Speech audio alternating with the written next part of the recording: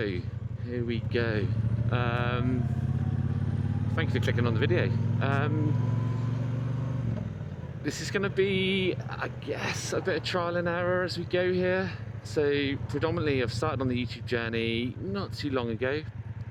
Been doing all right, enjoying things, and you know, the shorts and stuff, which has been sort of the primary content kind of format. It's been doing all right.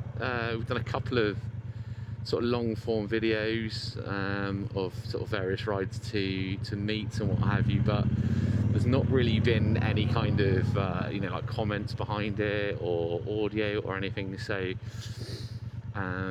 it's either going to work out really well and you guys prefer this, or we go back to doing what we did before. So yeah, so today's video is kind of going to be a bit of a test run really between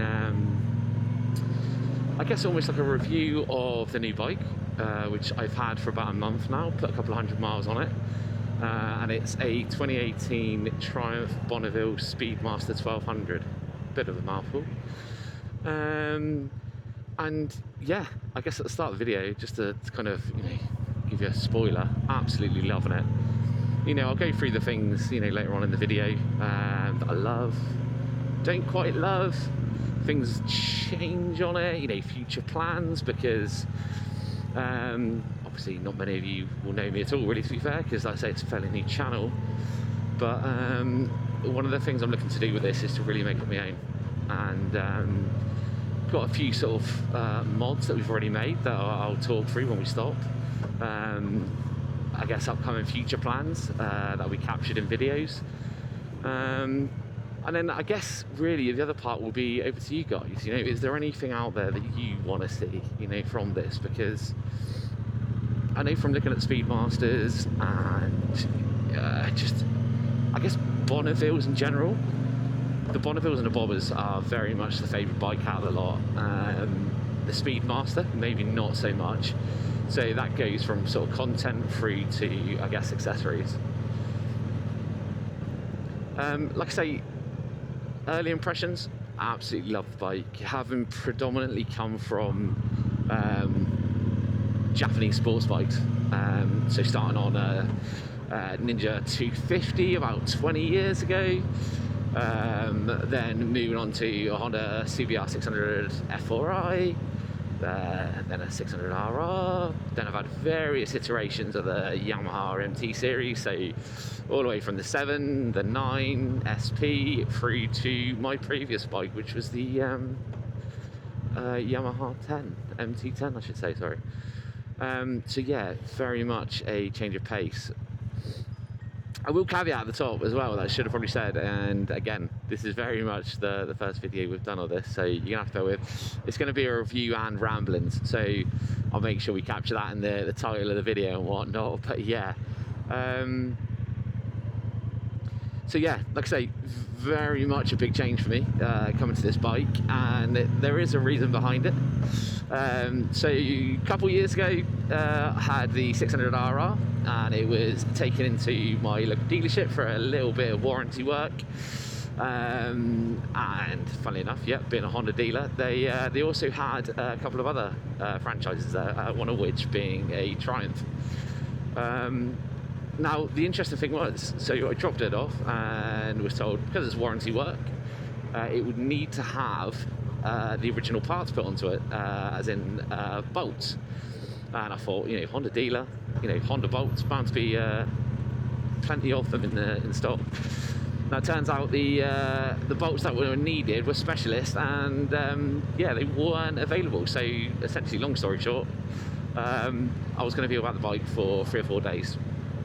So kindly offered me a courtesy bike, thinking it would be another Honda, and then they wheeled out this Bonneville T100 in the old, what can I describe as the Martini, in the Ford Martini, orange and blue, and absolutely fell in love with it at first sight. On the ride home, you know, just couldn't describe how the way it makes you ride, you know.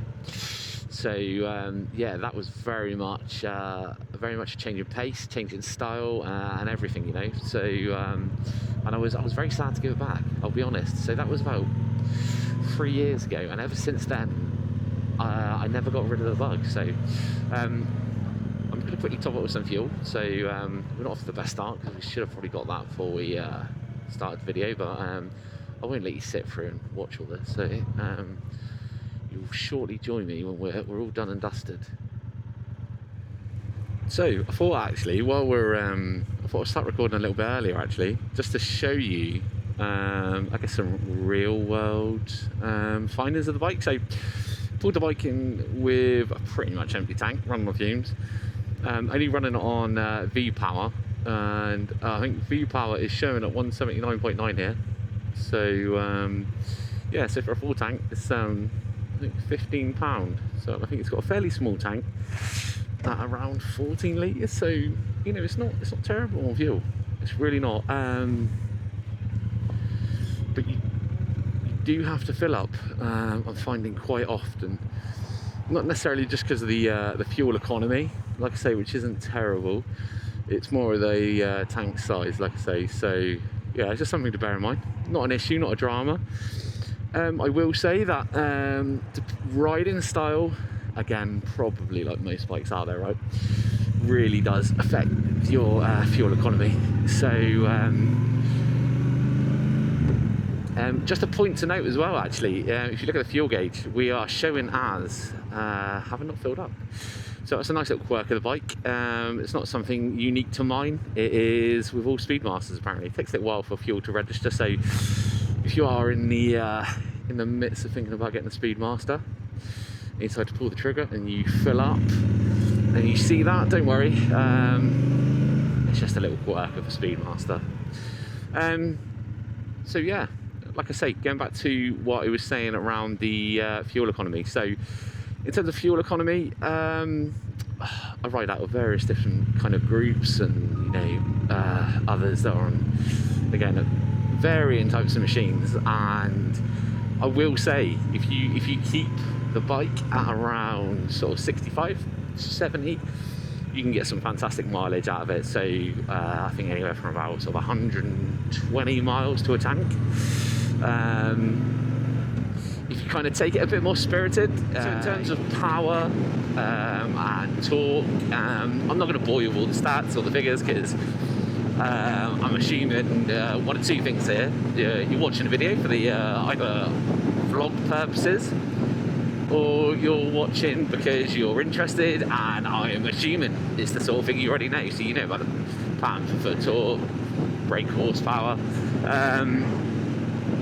and I guess for me, it's kind of got a good sweet spot, right?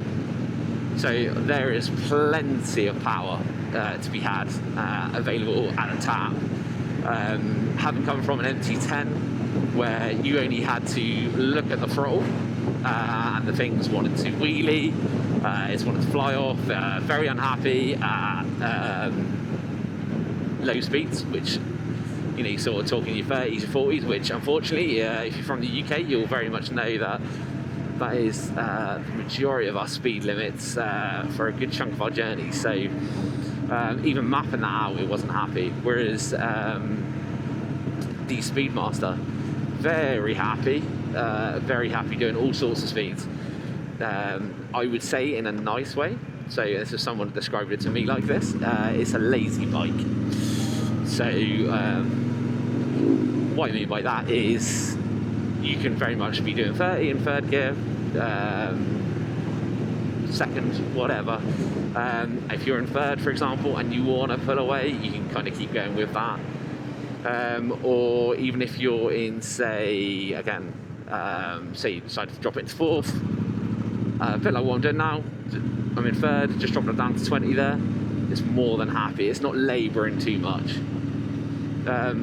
So yeah, like I say, it's a really, really comfortable bike. We did Kickback Festival last weekend, which is 2 hours, around 100 odd miles there and back. An extremely comfortable bike. This bike, or this particular example, has got the comfort seat on it. So yeah, like I say, not a problem at all. Very much capable of soaking up the miles. So what we'll do here is we'll do a quick overtake just to give a demonstration of the power.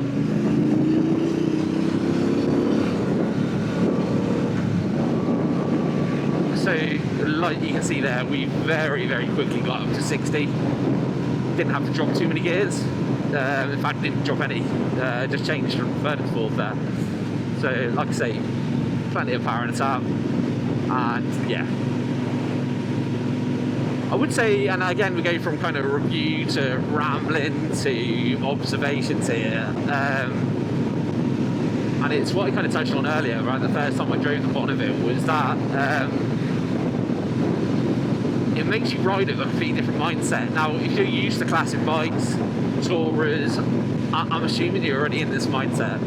But having predominantly come from kind of super bikes, super nakeds, hyper nakeds, all that kind of stuff, they very much make you ride the bikes a certain way, right? I'm sure you know where I'm going with that. Again, you know, it's potentially an opinion. You know, you may agree or disagree. You may have had experience of the same thing. You know, so you know, they kind of are really these bikes that miles per miles. You can't beat them, right? You really cannot.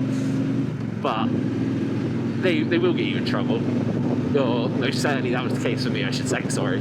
You know, I very much have a lack of willpower. It doesn't take much for one of my friends to go off for a spirited pull, and you know, I try and join them and whatnot. And yeah, I think for me personally, it's one of those ones where it was only a matter of time, you know, before points were appearing.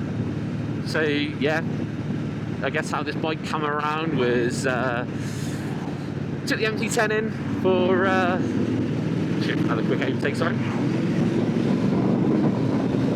Took the bike in for the MT10 in for a service, and whether it be a case of you know, the R1 being discontinued, changes to the MT10 engine that's been rumoured and I want to say now confirmed, I was offered a price without even asking, purely because I just saw this in the showroom. So this is at Crescent Yamaha down in Burwood. And like I say, yeah, saw this, fell in love with it, and the salesman down there, just a quick sort of side note shout out to Burwood. I've had 4 bikes from them now, and I wouldn't get a bike from anywhere else. They are fantastic. They're really good. A special shout out to Bryn down there. Yeah, saw this and just, yeah, absolutely fell in love with it, and yeah, offered a fantastic trading price, and yeah, we were done. We were done. Unfortunately, couldn't ride it away the same day because they were going to service it and MOT it and whatnot. But yeah, you will have heard. So we're going to deviate slightly back into the review portion of our ramblings / blog. You'll have heard my voice get a little bit funny there when we go over certain bumps. I will say, and I guess we could start the. Well, let's just jump across. So we'll observe. So it won't necessarily be sort of all the things I love, all the things I hate. We'll jump across the different categories. So we'll mention them as we observe them, I guess. The first thing has got to be the suspension, or lack thereof.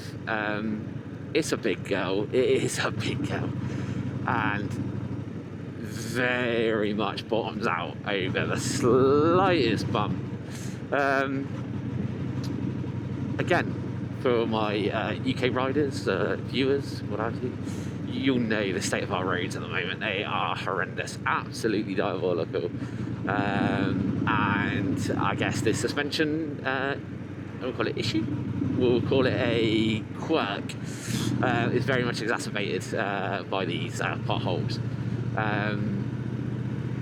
So yeah, that's my gripe, I guess. Is it a deal breaker? Absolutely not. Are there things that can be done? Absolutely. You know, you go on any kind of forum, it's something I'd always recommend. Speak to people that have owned the bikes for a while, you know, learn what things to look out for and whatnot. And yeah, it's one of the things that's mentioned, and it's a common thing that people do swap out. So if if you are interested and you're thinking about getting a Speedmaster, just bear that in mind. I guess I would say that'd be probably my number one thing. Just watch out for the suspension. It's not going to be particularly great, but again, is it a deal breaker? Absolutely not. Would it stop me buying a bike? Again, absolutely not. You know, and I guess it's a bit of a link to it. So it's to do with the pillion riding. Okay, so now morning. So no, I don't carry pillions. Never have done. I'm not saying I never will. You know, there's a good chance I will at some point. But one of the reported issues that people have with the bike, and again, it's not issues from a technical perspective, it's issue from, I guess, a personal preference, right? And that is around its ability to carry pillions. And it's predominantly around the comfort for the pillion. So a lot of people feedback that it is not particularly great. So yeah, I mean, for me, like I say, again, deviating slightly back into the vlog rambling side of things, I don't do pillion carrying, like I say. So one of the first things I did with this bike was actually remove the rear seat, the sissy bar, and the luggage rack. Because while this bike was very much set up for, I think, 2-up touring and whatnot, it's not something I'm interested in from a physical perspective or from a aesthetic perspective. So for me, one of the first things I did was, like I say, remove that, sold that to a kind gentleman, got met through the forum. Also removed the windshield, because I'll be honest, and it's probably very controversial, you can put the biggest windshield you want on these bikes and it doesn't make that much of a difference. These bikes are not built for speed. You're not going to be doing land record speeds on these. You know that going into it. You're there for comfortable riding, okay? And the screen may stop, and I, to be honest, I felt very little effects of the screen in terms of buffeting and whatnot. And yeah, so I took it off purely from a vanity perspective.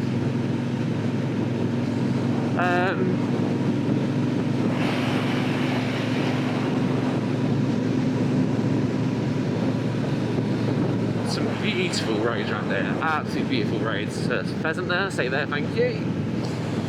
So yeah, we're just on our way to Choppers, which is near Marlborough and Burbage. There's a lovely kite as well. It's turned into a bird watching one at the moment. No. So yeah, it's a lovely cafe. It's always highly regarded in terms of reviews. So I'm quite fortunate to live only sort of 20 minutes or so. So I thought today's video, beautiful weather today, so let's just get out there, do the video, bite the bullet. It's something I was quite nervous about doing. Like I say, happy to do shorts and bits where you don't have to listen to me rambling. So I thought, let's just do it. Ride to Choppers, get a cup of tea, maybe treat ourselves to a bacon bath, just tell what I think about the bike, and just ramble for a bit. So yeah, in terms of, I guess, future plans for the bike, so I'll make sure to show some sort of pictures of the bike, so you can kind of sort of see them. I'll do a little walk around as well shortly when we arrive at Choppers. But you may kind of argue, well, why didn't you just get a bobber? So the bike I want in my head is, I guess, a hybrid, like love child of a bobber and a Speedmaster. Now, like I say, the reason why I absolutely love the Speedmaster, because it has that classic Bonneville shape, and I think that is absolutely stunning. Probably a touch more so than what the bobber does. So for me, that was the biggest deciding factor to go for the Speedmaster over the bobber. But there are far more bits probably on the bobber that I prefer over the Speedmaster. Now I know they're essentially the same bike, frame, engine and whatnot, and it's pretty much just the seat, handlebars, and maybe one or two other bits that kind of differentiate too. But the bits that in my head I can easily change, and I guess for me, Morning. That's one of those bits that I enjoy and I love about bikes. It's just being able to get out there and just customise and tweak them and make them your own, you know. So, like I say, deviating back to me having the MT10, it was 18 months old when I bought it.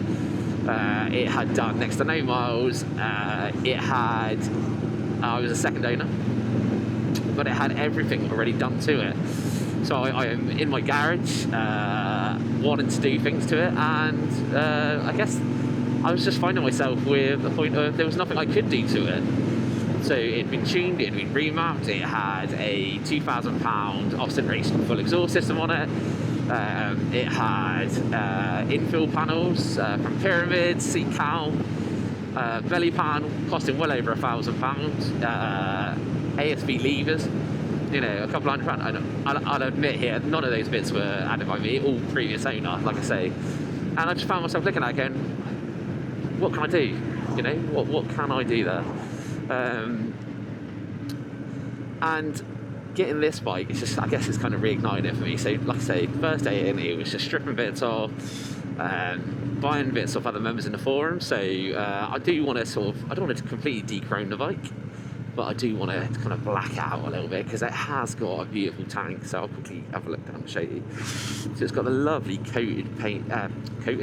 it's got the lovely coach painted lines on the tank, you know, hand painted, and it's absolutely stunning and absolutely flawless, right?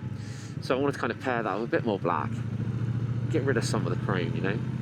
So we're slowly working our way through. So some of the rear grab rails have been replaced with a blackout kit. We're looking at some nice replacement mirrors for them, some official Triumph ones, and just slowly working our way through. I guess the other bit we were looking at doing was the handlebars. So again, for me, I don't love the handlebars, but I don't hate them at all, you know. Personal preference, I wouldn't choose them. Now I know they are the stock standard handlebars on the Speedmaster, but I do prefer the standard sort of straight bar that you see on the Bonneville 120s. But again, part of the reason why I absolutely love Triumph is just the interchangeability between the parts. So with these are called like your beach bars, so they're spread back a bit. So the hand positions, you know, not too far dissimilar, to be fair, than what I was used to with sort of sports bikes, because you know your clip-ons, your wrist, something like that. So yeah, it is very, very comfy. I will say that. It's more from an aesthetic reason perspective. I want those handlebars to be out here, you know, my hand to be resting there. So yeah.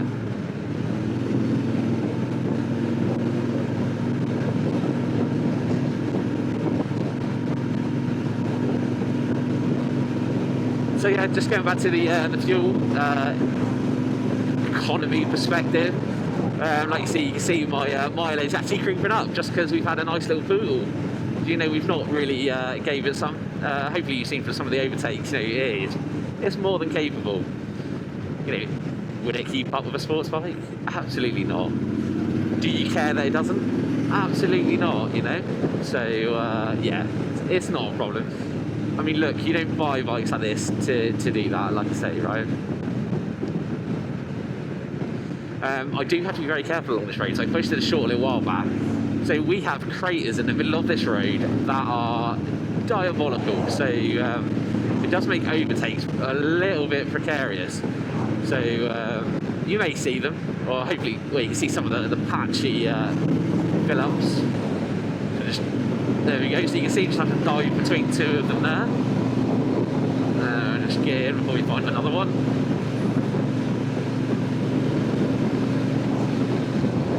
There we go, there's another one, another pothole, lovely. I guess from some of that weaving, I guess it kind of nicely takes us into handling.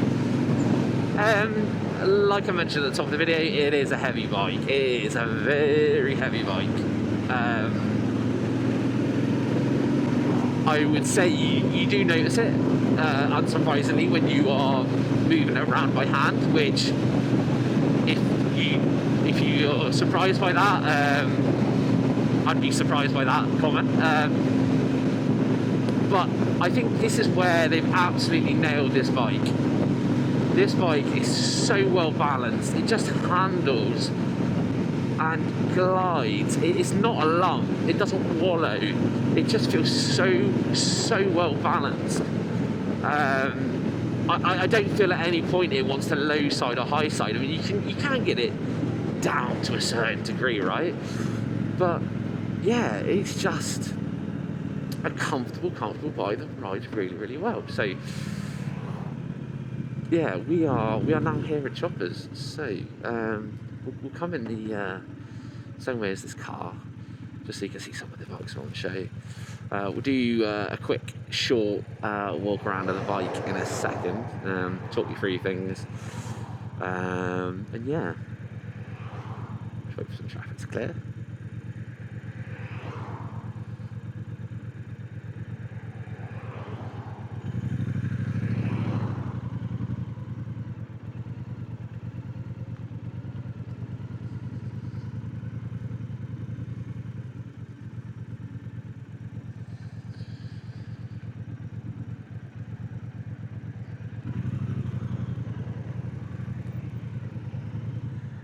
So here it is, the bike itself, and like I say, for me personally, it's such a striking, beautiful colour combination. The hand painted coach lines on the fuel tank there.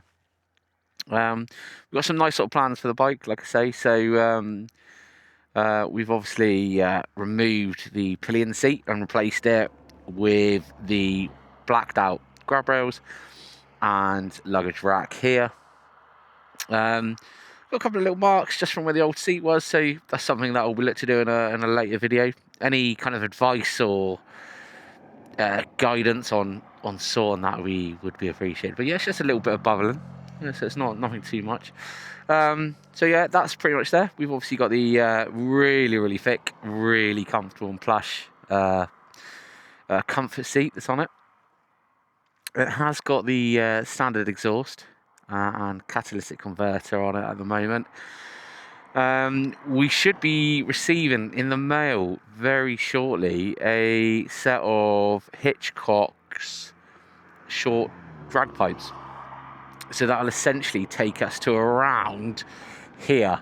So this will all come off, keep the remaining headers and the existing catalytic converter, and then the new one will just kind of join and take us all back here. Catalytic converter and decan. Now I know that's a common thing to do.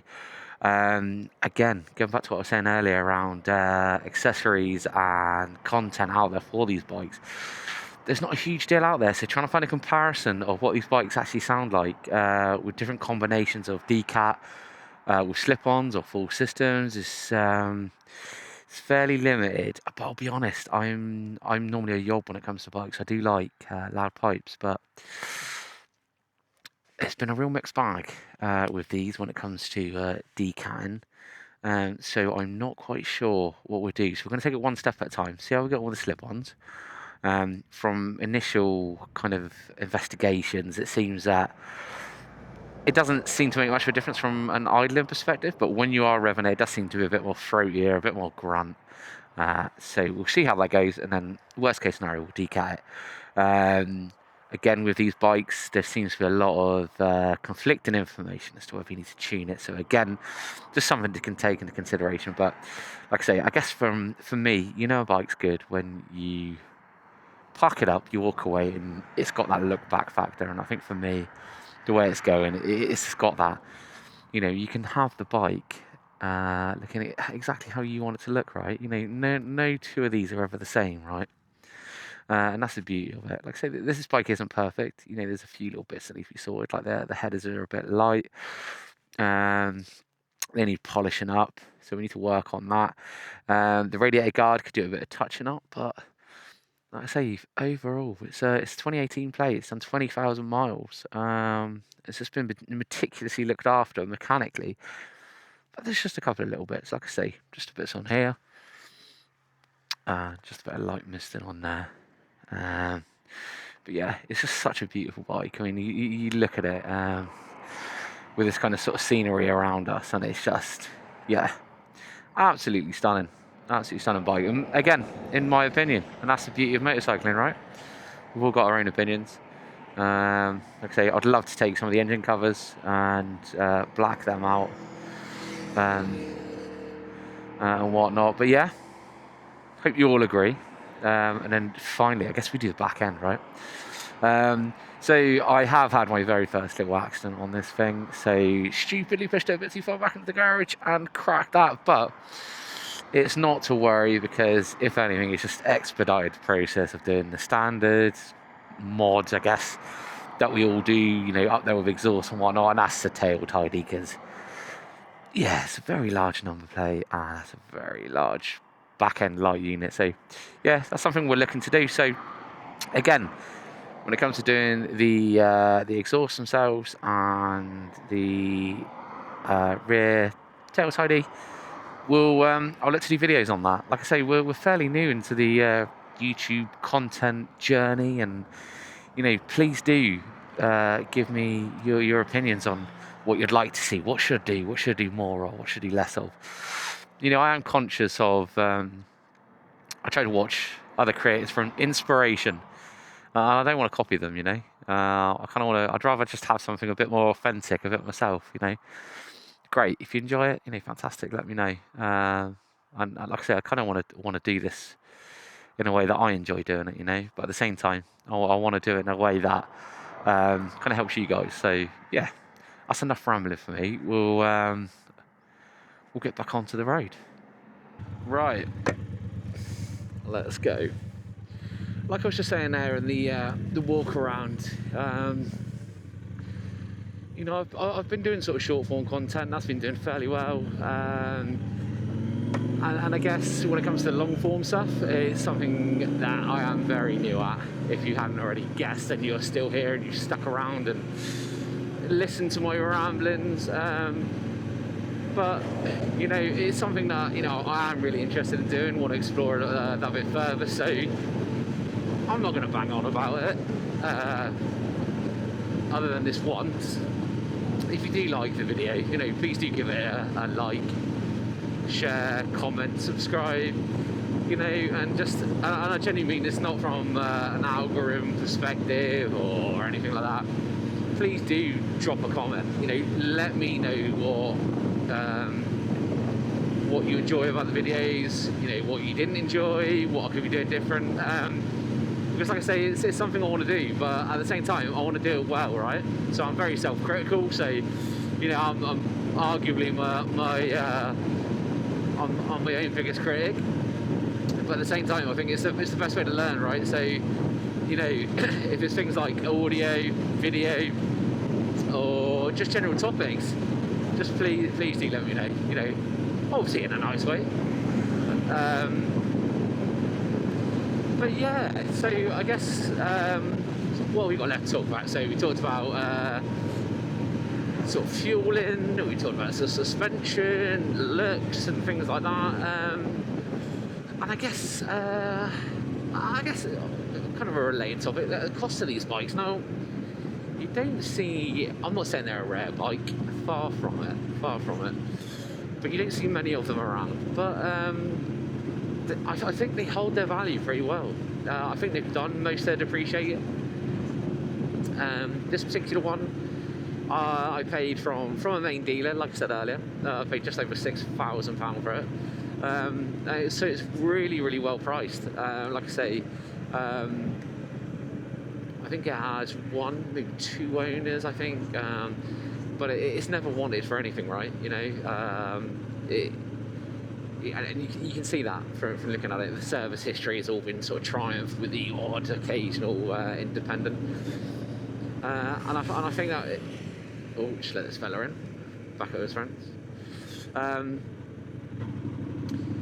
Well, yes. So yeah, service history and stuff. It's got all of that, right? And I guess it comes down to, you know, having that confidence in, you know, what you're paying for, right? Does that feel right? Does it look right compared to the market? And, you know, this is a great deal to be had. So, like I say, you can pick these up for sort of £6,000 to £7,000. There's not massive numbers out there. There's a good variation in sort of stock and stuff like that. when it comes to accessories and stuff, like I touched on earlier, you know, you're not limited per se, but you will kind of, when you first start looking for them, you'll be surprised. But then when you start to figure out that so many parts are interchangeable between the models, so like I say, the biggest one being the bobber, and then also you got the T120. I don't know about the T100. I'm assuming it would be, but yeah, the T120. There's a lot shared because, you know, I know from an engine perspective, it's obviously a shared engine, but you know, from handlebars, it's the same handlebar system on the on across the majority of the Bonneville line. And so, yeah. So I guess that's kind of like the value of the bike. Do I wish I'd have got it sooner? Probably not. I think it was the right time for me. You know, it's all very circumstantial for everyone, right? You know, it's what works best for you.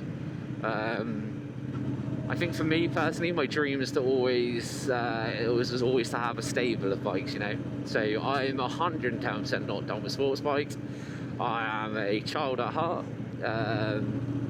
So I am going to have that itch. But I don't think the itch will ever be big enough to get rid of this bike. You know, I'm not saying this bike will be a forever keeper, but I can't see why I would get rid of it because it fits well into my plan. The plan being to at least have 2 bikes. So second one being potentially another sports bike.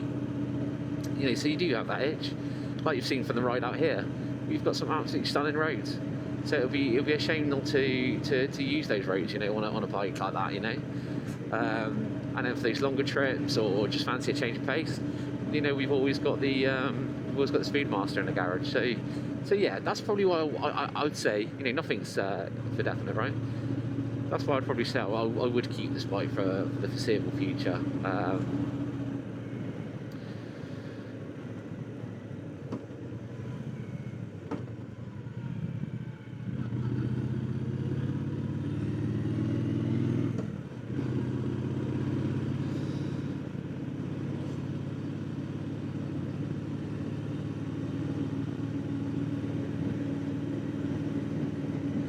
And I guess if we go back to the vlogging sort of side of things, so again, it'd be really, really interesting to sort of see what you guys think around the video.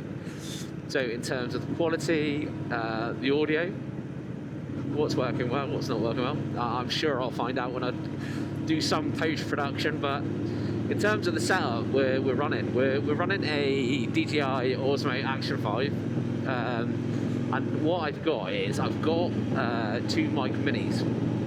Now, I've been having lots and lots of fun and games, and hopefully this may help some of you. So I've been having lots and lots of fun and games, trying to work out where is the best placement for the microphones themselves. So I've tried the... before I go on to it, I will just say, and you're going to expect a lot from me, I deviate a lot, so apologies up front. The internet can be your best friend, but it can also be your worst enemy at times. So first things I did when I bought the action camera along with the mics is Google and YouTube the best placement. Again, it is all so subjective. It is all really, really subjective. You know, what works for one may not work for another. So a good friend of mine, Sam, he's got quite a big following on Instagram. I'll put his channel or his page in the description of this video. So yeah, go give him a little shout and a follow. He does some fantastic video editing. It's absolutely unreal, and the sound he captures and everything is fantastic. But you know, what he does is he sticks his microphones on the swing arm, and it works absolutely beautifully. Perfect balance of engine sound and exhaust, right? Whereas for me, did not work at all. Sounded awful. I think the closest I've got is actually sticking it in my back pocket of my riding jeans. So literally just in the back pocket of here. So yeah, so we're at the moment that's not the setup we've got, but I say this because if you look at the shorts that we've run and the audio, that's how you'll hear it. I think that seems to be the best setup for the, you know, the POV, non-voiceover, non-rambling videos. yeah, I found just sticking them in your back pocket. I have tried a little bit of a combination for this video. So what I've actually done is, obviously I've got one of the mics on my helmet that I'm talking to you now on, and then I've also got, someone said, because basically what was happening was sometimes, especially when at speed, I was picking up a lot of like wind noise, even if it was in my pocket, like my back pocket. And someone was saying something to do with like pressure, so they recommended wrapping them in a sock. I don't know how well that would work, but what we've actually done is the minis come with a case. So what I've done is I've actually popped them, or popped one of them, I should say. Sorry, I've put one of them in its case, and I've just stuck that in the back of my jacket behind me. So hopefully it works, because like I say, we've got two sources of audio on this video set up, and again I'm hoping it works. I hope it sounds lovely, but we won't know till we get back and plug it into the computer and see what we've got on. But you've got, obviously, like I say, you've got the main mic behind me, so that's for kind of the outside sort of sounds and the engine and the exhaust and all that good stuff. But then you've also got my the mic that I'm using for rambling at you at, so that's actually inside my helmet. And I guess for me, that is going to be another interesting point when we get back, is how good has that worked? Because you know, I'm one of those people. I'm not a vain person at all or anything like that, but there's a certain styling differences, right, between riding sports bikes and riding on your cruisers, right? So you haven't ridden sort of sports bikes, super bikes, nakeds, hyper nakeds, all that kind of fun stuff. I've built up quite the collection of, you know, leathers, one pieces, two pieces, you know, jeans, jackets, all that kind of fun stuff, right? And helmets to boot. And obviously a lot of that doesn't really kind of go with the general sort of vibe and aesthetics of riding a retro modern cruiser. So and where I was kind of going with that is with the helmet. So I've had a really nice ATV race helmet. It's lovely, it's foamed and sealed and protected around the neck, so there's fairly minimal wind noise. Now, coming to these bikes, you know, for me, it was one of those ones where it just doesn't look right, you know, riding a super bike helmet on one of these. So, yeah, when I buying the bike, one of the first things I did was use it as an excuse to purchase a new helmet. So, I did that. But one thing I have noticed with these retro styled helmets, and I'll pop a link in the description if you're interested in what one I've got, it's nothing special.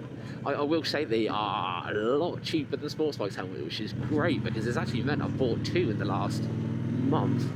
One open face and one sort of full face, this being the full face. But after my digression, my point behind this was there's very little sealing around it, so I'll be really interested to see what the kind of wind noise is like in this video, because with the mics themselves, again, it's maybe useful if you're into vlogging content yourself and it's something you want to explore.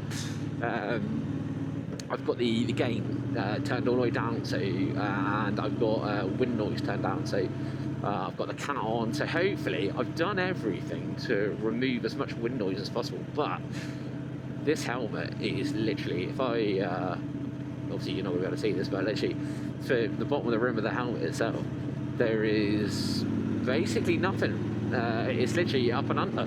Whereas, you know, sports bike helmets or other sort of full face helmets, you typically have a lot of foam and then maybe an elasticated piece under the chin to kind of seal it all in. And this doesn't have any of that, and so you do get a lot of wind noise blowing back up into the helmet. Again though, that may sound like a bad thing, but it for me it's really not, because it's only really bad when you're going speeds that you probably shouldn't be going. And again, like what I said at the top of this video, this bike doesn't make you want to go those speeds, it doesn't make you want to ride that kind of way. So just, yeah, I mention it, but just take it into context. The other thing that we're looking to get as well for this is get some ND filters. So again, it'll be really, really interesting to see how this comes out in post-production and whatnot. Is that it is finally a really, really beautiful day. The sun's come out. We've got no rain. The roads are nice and clear. But it'll be really interesting to see what it does for the action camera. So like I say, the DJI Osmo Action 5 is a good camera. I've got the settings kind of dialed in. If you want to know what they are, just drop a little note in the comments, or just ping me a message. More than happy to share that. I can do a little video, whatever's easiest. But one of the things that is kind of needed is a ND filter for the lens. And I think for these, to be fair, you can get a packet for about £40 from DJI themselves, so it's not terribly expensive. And I think the other thing we were looking at going to potentially do, and again, it's all going to come down to what does this footage look like once we get it back and take a look, is the field of view. So we've been experimenting in kind of like camera rotation and whatnot. So we've got this currently in ultra wide. Now it's obviously not going to be anywhere near as wide as a Fujifilm. A Fujifilm? Insta. That's how you up it. Fujifilm. And Insta 360. So it's nowhere near as that. But you can buy additional lenses that increase the FOV. So it does expand it a little bit. Again, we'll see what it's like, I guess we'll kind of go from there, right? So, those little bunnies, there we go.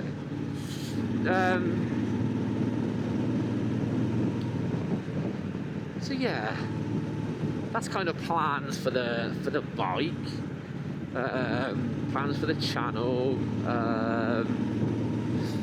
and like I say, I watch an awful lot of content creators. And I take so much inspiration from so many of them, right? And you know, and I think for me, there's nothing worse when you watch a channel that's seen another channel they like and they blatantly ripped it off. For me personally, I'd rather, and do you know what? For those channels, you know, great, you know, they get overnight success, you know, because they're copying or they're using a tried and tested format. But I think for me, you know, I'm hoping as you guys kind of stick around and you get to know me, I'm not that type of person. I don't have an ego. I haven't got the confidence to do kind of sort of stuff like that. So I mean, the walk around, for example, I had to do the walk around away from Choppers just because it was too busy. You know, I haven't got the biggest kind of confidence out there, you know. So for me to even do this video in the first place it's been a bit of it was a bit daunting this morning to do. So where was I going with this? Right. So yeah, no. So just I kind of want to sort of. That was it. I want to go and take the channel in a way that I'm comfortable with in terms of the way I record my videos, present myself and stuff. And like I said earlier, I will 110% absolutely take feedback from all of you. You know, positive and negative. You know, that's how I want this to grow. I fully acknowledge that it may be the slow route of doing it, but for me, I think it's going to be the best route. So, like I say, you know, again, I'm not going to keep banging on about it. In the comments section, you know, please do. If you watch other content creators, you see bits that, you know, they do that, you know, it works for you, let me know. Again, I'm not going to copy it per se, but I will look at it and just think, like, you know, do I need to do more? Do I need to do on-camera stuff? Do I need to be in front of the camera? Do I not need to be? How does the audio work? Is it better doing me recording, me talking about the bike in post-production afterwards? It's that kind of thing, you know. So just please do let me know. Like I say, I'm hoping you're all still here watching this. You know, if you are, you're a saint. Thank you so much. And I, you know, we'll be wrapping up sort of fairly shortly. And like I said at the top of the video, it is just a rant. Observation, a rant, I don't know what I'm ranting about. It's just an observation, blog, review. It's a bit of everything all in one today's video. I kind of just want to get out there on the bike when the weather's nice, get on the camera, break the back of it, get rid of those nerves that I had for doing this, and, you know, just kind of get the ball rolling, right? So, yeah.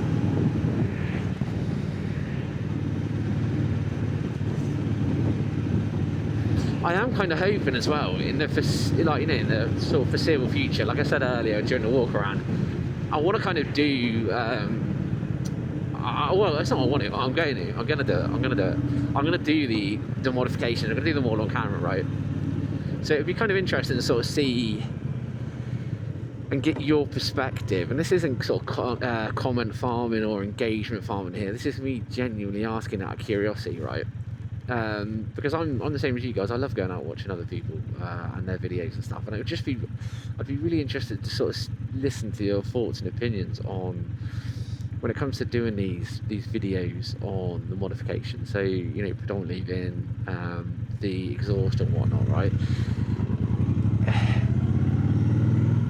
You can watch some videos and they'll just be a complete step-by-step walkthrough, right, of how to do it. And you get others that are kind of like, are just complete, oh, this is what it looked like before, this is what it looks like now. And then you get those ones that are in the middle. So they talk about a little bit like what they've done. They show you them highlights of them doing it, and then they'll basically do a little bit before, a bit and after, and like walk through. For me, that's kind of where I'm feeling, and I want to maybe be at. You know, sort of showing a little bit about what it looked like before, sounded like before, and whatnot. A little bit of me doing it, and then a little bit of it, like I say, afterwards. And that's kind of what I'm thinking. But again, I really want you guys to let me know what you think will be a way you would like to see it presented or come across to you guys. So yeah, do let me know in the comments below or on the socials, whatever's easiest, you know, it would be appreciated. Because like I say, we've got a couple of bits, we've got quite a few plans built for this bike.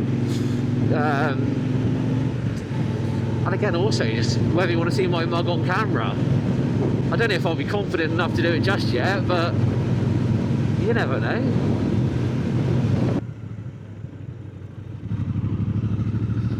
So yeah, we are nearly home, ladies and gents. Yeah. So I guess for me, it was just kind of like going to start wrapping things up. So I've kind of talked about sort of future plans for the channel, you know, what we're going to look to do. And yeah, any kind of events that are coming up. So we've got a couple of sort of group rides planned over the coming weeks. With weather picking up, you know, there should be plenty more, so that'll be interesting to get some videos out of that. Like I say, predominantly my group rides just kind of feed the short form socials. So yeah, if you're not already, just drop a follow on the Instagram and TikTok. So I've started a TikTok. I'll be honest, I don't think it's going to be my primary outlet. You know, I'm not a huge fan of TikTok, but we'll see how it goes. But yeah, Instagram and YouTube are the main sort of kind of go-to, so you kind of know the deal there. But yeah, we've got a couple of group rides coming up, so I'll get those kind of videos out in terms of, you know, they'll be predominantly like short forms, like I say, because we have a good bit of fun on the on those rides. And then, you know, we'll see what happens. You know, I'm not one of those people. I've kind of got rough plans of what I want to do video-wise, but I'm a bit of a winger, to be honest. So if we get a long form video out of something that's worth seeing, you know, we'll get it out, right? I'm not going to be, I think with YouTube and things like that, you know, from what I've been doing my research, my homework, I know consistency is key, a bit like everything in life. So consistency is key when it comes to uploading and stuff. But at the same time, I'm not just going to be uploading long form videos for the sake of it. Not because of the effort or anything like that, because I enjoy making videos, right? It's just I don't want to put out a crap video that's just like, you know, just nothingness, you know. So I have got a couple of long form videos where they are rides of me riding to somewhere. I put a bit of chilled out music on, and because I know some people enjoy that, so I will continue to do that.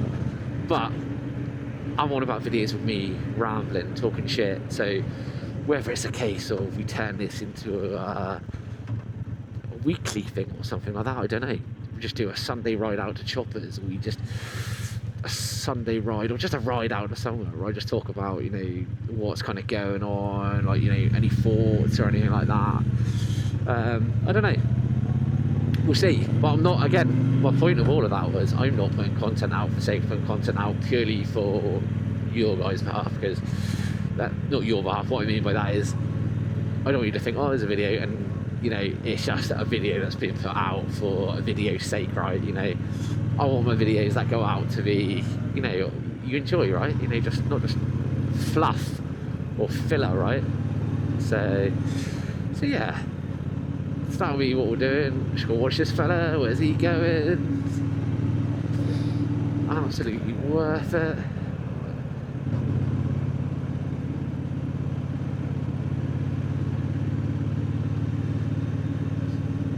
I don't know if you guys can see that. Literally just decided at the last second, he decided to go in the outside lane of that merge and turn, and managed to overtake one van.